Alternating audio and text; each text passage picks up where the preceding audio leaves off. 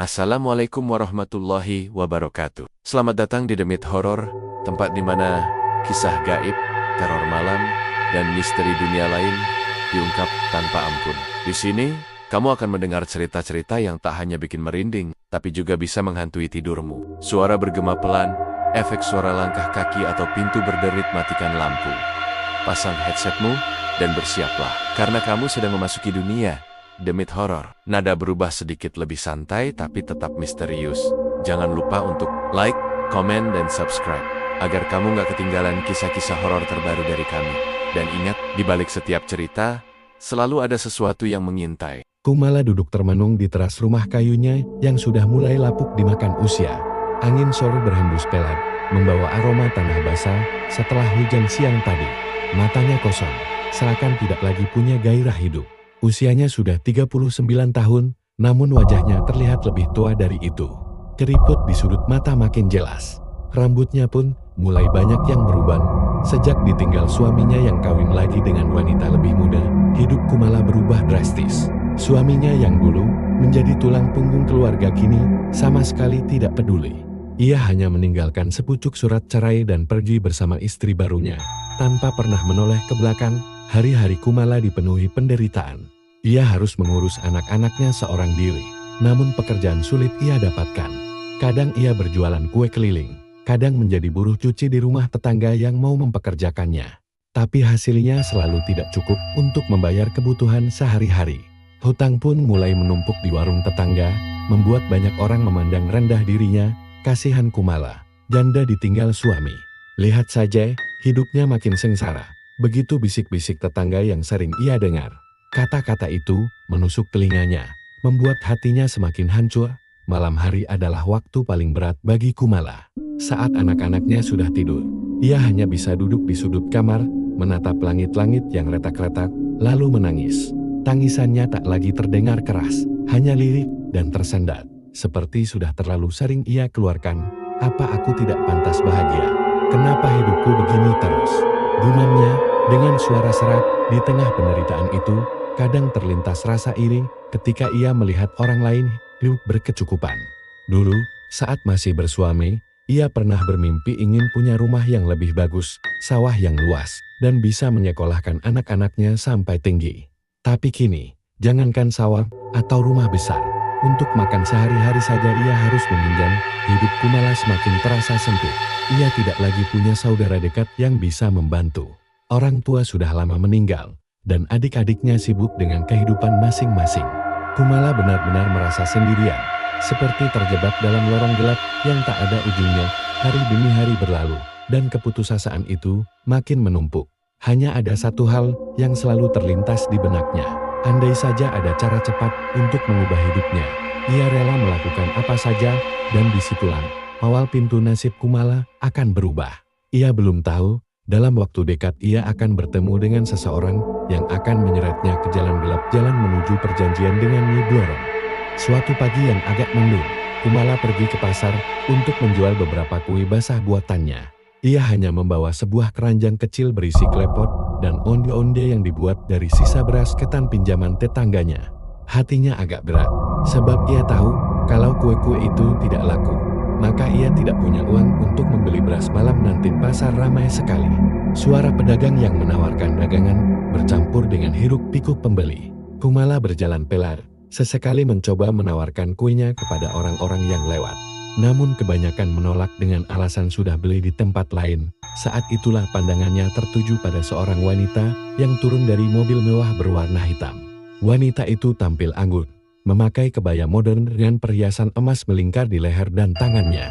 Banyak mata tertuju padanya, sebagian terlihat iri, sebagian lagi mengagumi. Kumala hampir tidak percaya ketika menyadari siapa wanita itu. Rasmini, gumamnya pelan dia. Wanita kaya dan cantik itu adalah Rasmini, sahabat lamanya waktu sekolah dulu. Dulu Rasmini hidup sederhana, bahkan tidak berbeda jauh dengan Kumala. Ia pun dulu pernah berjualan kecil-kecilan di pasar ini. Tapi kini penampilannya jauh berbeda, bak seorang nyonya kaya. Rasmini melihat Kumala, lalu tersenyum ramah. Kumala, dia Allah, lama sekali kita tak bertemu, katanya sambil menghampiri. Kumala tersenyum canggung. Jujur, ada perasaan minder di dalam hatinya. Bagaimana tidak, ia dengan pakaian lusuh dan wajah letih berhadapan dengan sahabatnya yang kini tampak seperti wanita bangsawan tamu. Rasmina Dwar, aku sampai pangling. Kamu sekarang sudah sukses sekali, ucap Kumala lirih. Rasmini tertawa kecil. Alhamdulillah, rezeki orang beda-beda. Man, kamu kabar bagaimana sekarang? Pertanyaan itu membuat Kumala tercekat. Ia ingin menjawab jujur, tapi rasa malu membuatnya hanya bisa berkata singkat. Ya begitulah, Ras, hidup seadanya saja. Namun mata Rasmini seakan bisa membaca kesedihan sahabatnya. Ia menepuk bahu Kumala dengan lembut. Sabar ya, Man. Setiap orang pasti punya cobaan. Mereka berdua akhirnya duduk di warung kopi dekat pasar. Kumala merasa kikuk, tapi juga sedikit lega bisa bercerita pada seseorang. Perlahan, ia menceritakan bagaimana suaminya meninggalkannya, bagaimana ia berjuang sendirian, hingga beban hidup yang membuatnya hampir menyerah. Rasmini mendengarkan dengan wajah serius. Sesekali ia mengangguk, sesekali matanya berkaca-kaca. Lalu, dengan suara pelan, ia berkata, "Kalau kamu mau, Man, aku bisa tunjukkan jalan supaya kamu tidak menderita lagi." Kumala terkejut. "Jalan apa maksudmu, Ras?" Rasmini hanya tersenyum samar, senyuman yang sulit ditebak. "Nanti akan aku ceritakan, Mal. Tapi yang jelas, tidak ada yang gratis di dunia ini. Semua ada bayarannya. Hanya saja, kalau kamu berani, hidupmu bisa berubah dalam sekejap." Kumala semakin penasaran. Perasaan takut dan ingin tahu bercampur aduk di hatinya. Ia tahu, ucapan Rasmini bukan sekadar tentang kerja keras biasa. Ada sesuatu yang misterius di balik kesuksesannya. Di dalam hati kecilnya, Kumala mulai bertanya-tanya, apa sebenarnya rahasia Rasmini? Dan tanpa ia sadari, pertemuan itu adalah awal dari sebuah perjalanan kelam yang akan mengubah hidupnya untuk selamanya. Sejak pertemuan di pasar itu, kepala Kumala dipenuhi rasa penasaran. Apa maksud ucapan Rasmini? Tidak ada yang gratis di dunia ini, semua ada bayarannya. Kata-kata itu berputar-putar di kepalanya, membuatnya sulit tidur. Beberapa hari kemudian, Rasmini benar-benar datang ke rumah Kumala. Dengan mobil mewahnya, ia turun membawa beberapa bingkisan. Anak-anak Kumala begitu senang melihat kue-kue dan makanan yang dibawa Rasmini. Setelah makan bersama, mereka duduk di ruang tamu. Rumah Kumala sederhana, dindingnya dari papan kayu. Kursi rotannya pun sudah mulai rapuh. Rasmini duduk tenang, sementara Kumala tampak gelisah keras. "Waktu itu kamu bilang ada jalan, supaya hidupku tidak menderita lagi. Apa maksudmu?" tanya Kumala dengan suara bergetar. Rasmini menatap sahabatnya itu dengan sorot mata tajam, namun penuh keyakinan. "Mal, kamu lihat aku sekarang. Rumahku luas, mobilku banyak, sawahku di mana-mana. Kamu pasti heran kan? Aku bisa jadi seperti ini, padahal dulu kita sama-sama miskin." Kumala mengangguk pelan. Rasa iri bercampur dengan rasa kagum. Rasmini menarik napas panjang, lalu menundukkan wajahnya sebentar. "Aku berani jujur sama kamu, Mal, kekayaanku ini bukan cuma hasil kerja keras. Aku mendapatkannya dari pesugihan." Kumala tersentak. Ia menutup mulutnya dengan tangan. "Pesugihan? Astagfirullah, Ras. Jadi kamu ya?" potong Rasmini tegas. "Aku bersekutu dengan Nyi Blorong." Suasana ruangan mendadak terasa dingin. Nama itu bukanlah nama asing bagi Kumala. Sejak kecil ia sering mendengar cerita mistis tentang Nyi Blorong, penguasa Laut Selatan yang digambarkan sebagai wanita cantik dengan tubuh bawah ular naga. Konon siapapun yang melakukan perjanjian dengannya akan diberi kekayaan melimpah, tapi dengan syarat-syarat yang mengerikan. Wajah Kumala memucat. "Ras, kenapa kamu tega melakukannya?" Rasmini tersenyum tipis. "Tega? Hidup ini keras, Mal. Kalau aku tidak mengambil jalan itu, mungkin aku tetap miskin sampai mati. Aku tidak mau hidup diinjak-injak orang lain. Dan lihat sekarang, aku bisa punya segalanya." Kumala hanya terdiam. Di satu sisi ia takut, di sisi lain hatinya bergetar membayangkan rumah besar, tanah luas, dan kehidupan tanpa kekurangan. "Kalau kamu mau," lanjut Rasmini pelan, "aku bisa mempertemukanmu dengan orang yang jadi perantara. Nanti kamu akan dipertemukan dengan Nyi Blorong. Tapi ingat, sekali kamu masuk jalan ini, tidak ada jalan kembali. Kamu harus siap dengan konsekuensinya." "Konsekuensi apa, Ras?" tanya Kumala dengan suara lirih. Rasmini menatapnya dalam-dalam. "Setiap malam Jumat, akan ada permintaan. Kadang hanya darahmu sendiri, kadang nyawa orang terdekatmu. Itu harga yang harus dibayar untuk mempertahankan kekayaan. Kamu harus kuat, jangan menyesal. Kumala gemetar mendengarnya. Hatinya berperang hebat. Logika dan iman kecil di dalam dirinya berteriak menolak. Tapi bayangan penderitaan hidup membuat imannya goyah. Rasmini menggenggam tangan Kumala erat-erat. "Mam, aku tahu kamu menderita. Aku tahu betapa berat hidupmu sejak suamimu meninggalkanmu. Kalau kamu terus hidup begini, sampai kapan kamu kuat? Anak-anakmu butuh masa depan." Pikirkan itu, Kumala terdiam, air matanya jatuh. Dalam benaknya, wajah kedua anaknya melintas. Mereka memang butuh makan, butuh sekolah, butuh kehidupan yang lebih layak, dan saat itulah, sebuah bisikan halus menyelinap di hatinya, "Ambil jalan itu, Kumala. Hidupmu akan berubah selamanya." Bab itu berakhir dengan Kumala yang masih bimbang. Namun benih keinginan untuk menyerahkan diri pada pesugihan Nyi Blorong sudah tertanam kuat di hatinya. Malam itu langit tampak kelam. Awan hitam menutupi bulan. Hanya sesekali kilatan petir menerangi jalan tanah yang becek menuju pantai selatan. Kumala duduk di kursi belakang mobil Rasmini. Tubuhnya gemetar. Hatinya penuh dengan rasa takut sekaligus penasaran. Sejak sore, Rasmini sudah memintanya bersiap. "Kalau kamu benar-benar mau, malam ini saatnya. Jangan pernah ragu, Mal. Kalau sudah sampai sana, kamu harus kuat." Begitu kata Rasmini dengan wajah serius. Mobil berhenti di sebuah jalan buntu dekat hutan. Dari situ mereka harus berjalan kaki melewati pepohonan rimbun. Di depan, seorang pria tua berjubah hitam membawa obor. Dialah dukun yang disebut Rasmini sebagai perantara. Wajahnya tirus, matanya dalam dan menyeramkan. "Jangan banyak bicara. Ikuti aku," ucap pria tua itu dengan suara serak. Langkah mereka menuju pantai terasa berat. Suara ombak terdengar semakin keras, bercampur dengan desir angin malam yang menusuk tulang. Kumala menggenggam erat tangannya sendiri. Keringat dingin mengucur meski udara begitu dingin. Setibanya di bibir pantai, suasana terasa semakin mencekam. Ombak bergulung tinggi, angin berdesir kencang, dan aroma amis laut begitu menusuk. Di tengah hamparan pasir, dukun itu menancapkan obor, lalu menggambar lingkaran besar dengan serbuk kuning dan bunga 7 rupa. "Kumala, masuk ke dalam lingkaran ini," perintahnya. Kumala ragu, tapi Rasmini mendorong pelan dari belakang. "Ayo, Mal, jangan takut." Dengan langkah gemetar, Kumala masuk ke dalam lingkaran.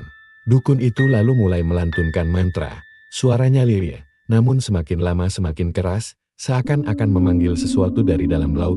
Tiba-tiba angin berputar kencang, membuat pasir beterbangan. Ombak mendadak naik tinggi, seperti ada sesuatu yang akan muncul dari dalam laut. Kumala menutup wajahnya. Tubuhnya semakin bergetar ketakutan. Dari kejauhan terdengar suara mendesis, panjang dan menyeramkan. Lalu, dari balik gulungan ombak, muncul sesosok wanita cantik luar biasa. Rambutnya panjang terurai hitam berkilau. Wajahnya mempesona. Tubuh bagian atasnya indah seperti dewi. Namun dari pinggang ke bawah, kulitnya bersisik hijau keemasan, berbentuk ular besar yang berkilauan di bawah cahaya petir. Kumala terperangah. Dadanya berdegup kencang, seakan jantungnya akan meloncat keluar. Itulah Nyi Blorong. Sosok gaib itu melayang pelan ke arah lingkaran. Suaranya lembut namun dalam, bergema seperti berasal dari dasar laut. "Siapa yang berani memanggilku malam ini?" Dukun itu menunduk hormat. "Hamba mempersembahkan seorang wanita, Nyi. Namanya Kumala. Ia ingin bersekutu denganmu." Mata Nyi Blorong menatap tajam ke arah Kumala. Tatapan itu menusuk, membuat Kumala ingin lari. Tapi kakinya seakan terkunci di dalam lingkaran Kumala. Suara itu berdesis, "Kau datang padaku karena ingin kaya, bukan?" Kumala menelan ludah. Dengan suara gemetar, ia menjawab, Iya. Aku ingin lepas dari kemiskinan." Nyi Blorong tersenyum. Bibirnya merah darah, giginya tajam berkilat. "Aku bisa memberimu segalanya. Rumah, tanah, uang yang tidak akan habis. Tapi ingat, semua itu ada bayarannya." Air mata menetes di pipi Kumala. Ia menoleh sebentar pada Rasmini, yang hanya mengangguk memberi isyarat agar ia menerima. "Apa yang harus kulakukan?" tanya Kumala dengan suara lirih. Nyi Blorong mendekat, lalu mengulurkan tangannya yang panjang dengan kuku tajam berwarna hitam kehijauan. "Berikan aku darahmu." Itu tanda sumpah setia. Dukun itu segera mengeluarkan sebilah pisau kecil. Kumala gemetar hebat saat tangannya ditarik. Pisau itu menggores telapak tangannya hingga darah menetes. Nyi Blorong menjilat darah itu dengan lidah bercabang, lalu mendesis puas. mulai malam ini, kau adalah milikku. Kekayaan akan datang padamu. Tapi ingat, setiap malam Jumat kau harus memberi darahmu lagi. Kadang aku akan meminta lebih. Jangan pernah mengingkari. Jika kau melawan, aku akan mengambilmu selamanya. Kumala terisak, tapi ia hanya bisa mengangguk. Dalam hatinya, ia tahu dirinya telah masuk ke dalam perjanjian mengerikan yang tak mungkin bisa ia tarik kembali. Angin kembali berembus kencang. Sosok Nyi Blorong perlahan masuk kembali ke dalam gulungan ombak, lalu menghilang. Suara laut kembali normal, hanya menyisakan debur ombak dan desiran angin malam. Dukun itu menepuk pundak Kumala. Mulai besok, hidupmu tidak akan sama lagi. Kumala terduduk lemas di pasir, matanya kosong. Ia sadar, dirinya baru saja menjual jiwanya demi kekayaan. Pagi hari setelah ritual itu, Kumala terbangun di kamarnya dengan tubuh lemas. Ia masih tidak yakin apakah kejadian semalam nyata atau hanya mimpi buruk. Tapi ketika ia menoleh, di meja kecil samping ranjang, ada sebuah kotak kayu tua. Tangannya bergetar saat membukanya, dan matanya terbelalak melihat isinya. Tumpukan uang yang begitu banyak, merikat-ikat, bahkan berbau amis seperti ikan laut. Kumala mundur ketakutan. Nafasnya tersengal, tapi dalam waktu bersamaan, hatinya berdesir penuh kegembiraan. Belum pernah seumur hidupnya ia melihat uang sebanyak itu. Ia mencoba menghitung, tapi jumlahnya terlalu banyak. Hari-hari berikutnya, keajaiban semakin nyata. Sawah-sawah di pinggir desa tiba-tiba berpindah kepemilikan atas nama Kumala. Seorang perangkat desa datang membawa surat tanah, seolah semuanya sudah sah secara hukum. Rumah tua kayu miliknya berubah secara perlahan, dinding papan yang laput berganti menjadi tembok kokoh. Lantai tanah menjadi ubin licin berwarna putih, dan halaman rumahnya meluas. Entah bagaimana caranya, tetangga-tetangga mulai heran. Bukannya Kumala kemarin masih jualan kue, kok sekarang rumahnya jadi bagus dia? Bisik seorang ibu-ibu di warung. Ada yang iri, ada yang kagum, tapi lebih banyak yang mencibir karena merasa perubahan itu tidak masuk akal. Namun yang aneh, meski rumahnya megah, Kumala tetap mempertahankan gaya rumah Jawa kuno. Ada pendopo besar di depan, tiang-tiang kayu jati menjulang tinggi, serta pintu ukiran tua yang konon diwariskan dari nenek moyangnya. Malam-malam di rumah itu terasa sepi sekaligus menyeramkan. Apalagi lampu minyak selalu menyala redup di sudut ruangan. Di dalam dirinya, Kumala merasa campuran perasaan bahagia sekaligus cemas. Anak-anaknya kini bisa makan enak, tidak lagi kelaparan. Mereka juga bisa membeli pakaian baru dan sekolah dengan layak. Tapi setiap kali malam Jumat tiba, tubuh Kumala terasa panas dingin. Luka di telapak tangannya selalu terbuka kembali. Darah mengalir sendiri tanpa ia gores. Ia tahu itu tanda bahwa Nyi Blorong menagih janjinya. Suatu malam, saat ia sedang duduk di pendopo rumah, Kumala mendengar suara desisan. Ia menoleh, dan di sudut ruangan ia melihat bayangan ular raksasa melintas sebentar, lalu menghilang. Tubuhnya kaku, bulu kuduknya berdiri. Sejak saat itu, ia sadar bahwa kekayaan yang ia dapatkan tidak pernah datang sendiri, selalu diikuti oleh bayangan mengerikan. Meski begitu, Kumala tetap menutup rapat rahasianya. Kepada orang-orang, ia hanya bilang bahwa usahanya tiba-tiba maju pesat.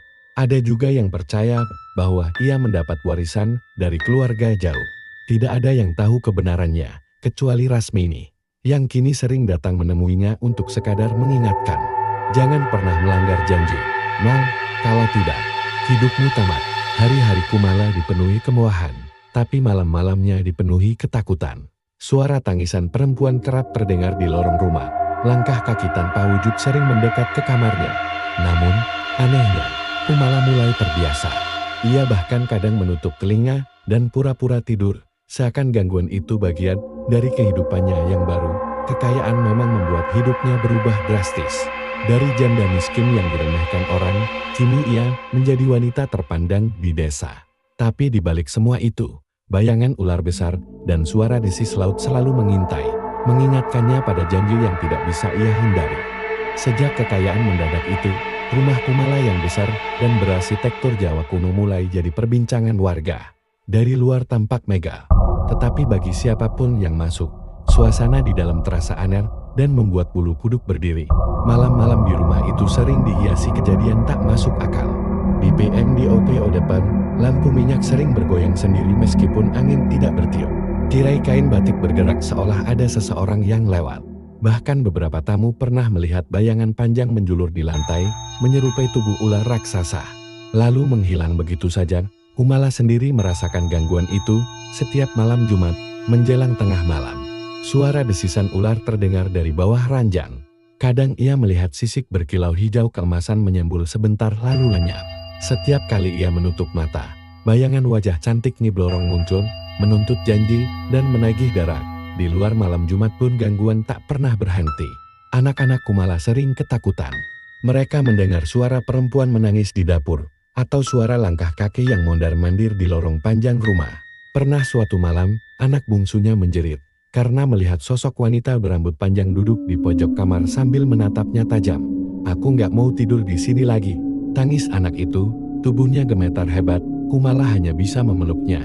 Meski di dalam hatinya sendiri, ketakutan tak kalah besar. Ia berusaha menenangkan dengan berkata, "Itu cuma mimpi, Nak."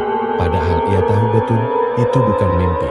Bukan hanya anak-anaknya, bahkan beberapa kerabat yang mencoba menginap juga mengalami hal sama. Salah satunya adalah sepupunya, Warto, yang mencoba tidur semalam di pendopo. Malam itu ia mendengar suara gamelan, Jawa berbunyi lirih, padahal jelas-jelas tidak ada yang menabuh. Saat ia menoleh, dilihatnya bayangan wanita berambut panjang berjalan pelan di sekitar tiang pendopo. Warto langsung lari terbirit-birit. Sejak itu ia bersumpah tidak mau lagi menginjak rumah Kumala. Kabar angker pun mulai menyebar. Warga desa sering melihat cahaya hijau keluar dari jendela kamar Kumala saat malam Jumat. Ada pula yang bersumpah mendengar suara ular besar merayap di atap rumah. Beberapa orang bahkan yakin pernah melihat sosok wanita cantik dengan ekor ular duduk di teras rumah itu. Kumala semakin tertekan. Kekayaan memang ia miliki, tapi rumahnya kini bagaikan penjara angker. Ia tidak bisa pergi, karena di luar ia sudah dikenal sebagai wanita kaya dan terpandang. Namun di dalam rumah, ia dihantui oleh janji yang mengikatnya pada dunia gaib.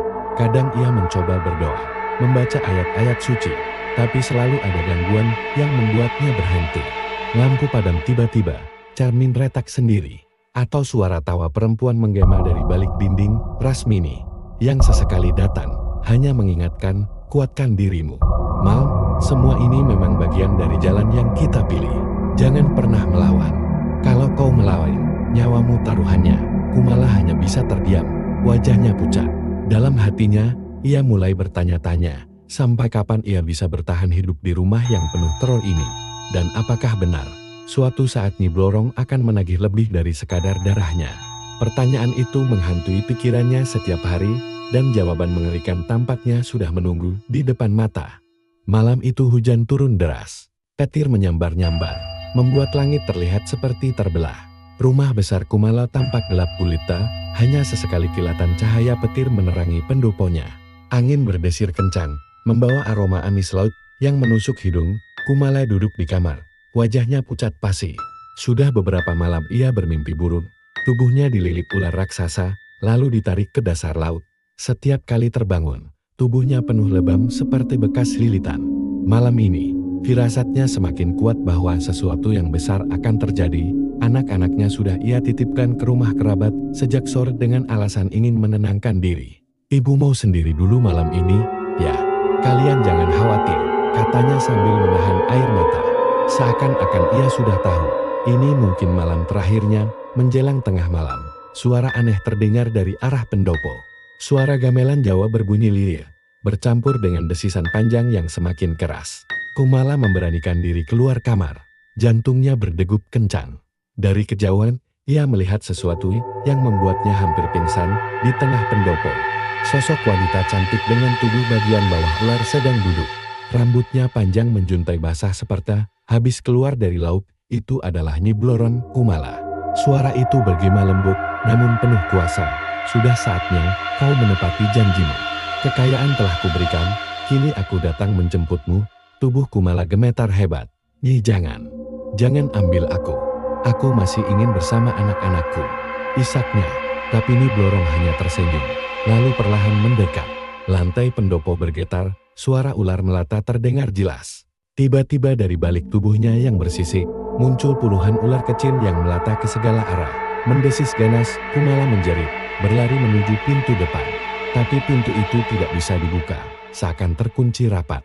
Ia berlari ke pintu belakang. Hasilnya sama. Setiap sudut rumah seperti menutup dirinya sendiri, menjebaknya di dalam. Aku sudah memberimu cukup waktu, Kumala, desis Nyi Blorong. Kini, kau milikku selamanya. Tubuh Kumala tiba-tiba terasa berat. Ia melihat kakinya dililit ular hijau besar yang muncul dari bawah lantai. Ia meronta sekuat tenaga, namun semakin kuat ia melawan, semakin erat lilitan itu menjerat tubuhnya. Air mata bercucuran deras di wajahnya. Dalam kepanikan terakhirnya, Kumala menjerit memanggil nama anak-anaknya. Tapi jeritan itu tertelan suara petir yang menggelegar. Lalu, dalam sekejap, tubuhnya ditarik kuat ke arah pendopo, tepat ke arah sosok Nyi Blorong. Dan hilang saat hujan reda menjelang subuh. Rumah Kumala terlihat kosong. Pintu-pintunya terbuka, lampu minyak padam, dan tidak ada tanda-tanda kehidupan. Kumala lenyap tanpa jejak, seolah ditelan bumi. Keluarganya yang datang pagi itu panik bukan main. Mereka mencari ke setiap sudut rumah, ke dapur, kamar, hingga gudang, tapi tidak menemukan apa-apa. Bahkan barang-barang berharganya masih ada, tidak ada yang hilang. Yang ganjil hanyalah bekas lumpur basah di lantai pendopo, bercampur dengan sisik hijau berkilauan seperti milik ular raksasa. Warga desa gempar. Ada yang bilang Kumala kabur karena takut ketahuan rahasianya. Ada pula yang percaya ia sudah benar-benar dijemput Nyi Blorong. Tapi satu hal yang pasti, sejak malam itu, Kumala tidak pernah terlihat lagi. Sejak hilangnya Kumala, secara misterius, rumah besar peninggalannya berubah jadi tempat yang menyeramkan. Warga desa sudah jarang berani lewat depan rumah itu, apalagi saat malam. Meski kekayaan Kumala masih tersisa, rumah megah dengan pendopo tua bergaya Jawa itu kini tampak kosong. Berdiri angkuh seperti menyimpan rahasia gelap. Beberapa hari setelah kepergian Kumala, keluarganya datang dari luar kota. Mereka penasaran, sekaligus ingin menjaga rumah dan harta yang ditinggalkan. Salah satunya adalah adik Kumala, Mbak Sari. Dia nekat mengajak keluarganya untuk bermalam di sana, dengan alasan rumah sebesar itu sayang, kalau dibiarkan kosong, jangan percaya omongan orang. Rumah ini cuma besar dan tua saja. Hantu-hantu itu hanya cerita untuk menakut-nakuti, kata Mbak Sari sambil menyalakan lampu minyak di ruang tengah. Malam pertama mereka menginap terasa biasa saja. Hanya suara jangkrik dan angin malam yang menembus celah dinding kayu. Tapi ketika tengah malam tiba, mulai terdengar suara aneh. Seperti suara gamelan Jawa yang dipukul pelan, datang entah dari mana. Semula mereka mengira ada hajatan di rumah tetangga. Tapi ketika diperiksa keluar, gelap gulita tak ada tanda kehidupan. Anak bungsu Mbak Sari tiba-tiba menangis ketakutan. Bu, aku lihat Tante Kumala duduk di pendopo. Rambutnya basah, matanya merah. Katanya sambil gemetar. Mbak Sari panik. Ia segera menutup jendela dan menggendong anaknya, mencoba menenangkan. Tapi firasat buruk sudah mulai terasa. Malam kedua, gangguan semakin nyata. Saat Mbak Sari mencoba tidur di kamar Kumala, lampu minyak tiba-tiba padam sendiri. Kamar itu jadi sangat gelap. Dari kegelapan, terdengar suara desisan ular, pelan tapi panjang, membuat bulu kuduk berdiri. Saat ia hendak menyalakan kembali lampu, tiba-tiba ada bayangan panjang melintas di dinding bayangan tubuh wanita dengan ekor ular menjuntai. Astagfirullah, jerit Mbe Akasari. Langsung lari keluar kamar bersama anak-anaknya. Gangguan tak berhenti di situ. Pada malam ketiga, saat keluarga besar berkumpul mencoba mengadakan doa bersama, suara tertawa seorang wanita terdengar jelas dari arah pendopo. Suara itu melengking, kadang pelan, kadang keras, seperti mengejek mereka. Bersamaan dengan itu, pintu rumah berderit terbuka sendiri, dan angin dingin masuk membawa aroma amis laut. Beberapa orang melihat jelas di pendopo. Ada bayangan wanita berambut panjang duduk membelakangi mereka. Di sampingnya, ular-ular kecil merayap keluar dari celah lantai kayu, mendesis seakan siap menyerang. Ketakutan melanda. Beberapa anggota keluarga mencoba membaca doa keras-keras, tapi justru makin terdengar suara gamelan yang mengiringi. Hingga salah satu dari mereka tiba-tiba pingsan, tubuhnya kaku seperti dipeluk sesuatu yang tak terlihat. Sejak kejadian itu, keluarga Kumala memutuskan untuk meninggalkan rumah tersebut. Mereka tidak sanggup lagi menahan teror yang datang setiap malam. Rumah besar Kumala akhirnya benar-benar kosong, ditinggalkan begitu saja. Tahun-tahun berlalu, rumah itu makin tua dan lapuk, tapi keangkerannya semakin kuat. Warga desa sering bercerita bahwa jika malam Jumat Kliwon, dari rumah itu terdengar suara gamelan yang halus, disusul desisan ular dan kadang jeritan wanita. Ada juga yang mengaku melihat sosok Kumala duduk termenung di pendopo. Wajahnya pucat dengan mata merah menyala. Sejak itu, rumah Kumala dijuluki rumah kutukan Nyi Blorong.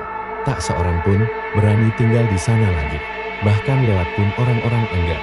Apalagi kalau malam sudah larut. Rumah besar Kumala akhirnya benar-benar ditinggalkan.